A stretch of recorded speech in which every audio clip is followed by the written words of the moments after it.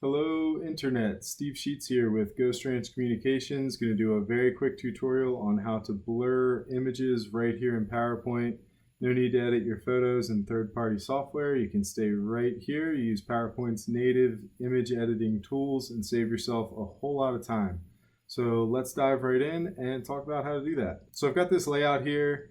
Love this picture, but it's kind of distracting, and we want the focus to be on a different picture on the slide. So to tone this down, what I'm going to do is right-click the picture, go down to Format Picture.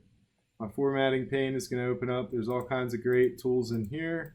Definitely explore that if you haven't before. Right here is different effects, and what I'm looking for is artistic effects down here at the bottom.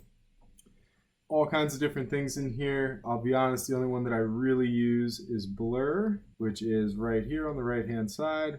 I'm going to go ahead, turn blur on. I believe it defaults to 10 when you first turn it on. I've of course had it on earlier while playing with this. And I don't want to quite lose the grain in all those rock features back there. Maybe I'll just take it to the default to 10 is actually pretty good. So that just helped push it back a little bit for me. And I still want it to go back a little bit more, but I don't want to lose the grain. So I'm going to darken the image as well, just a tiny bit. So I'm going to click Picture over here in the Formatting tab. Under Picture Corrections, you can see Brightness.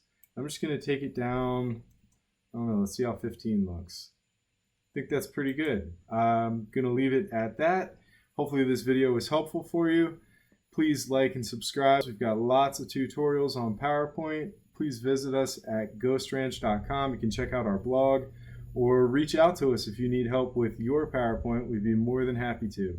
Good luck with all of your presenting adventures, and have a great day. Thank you.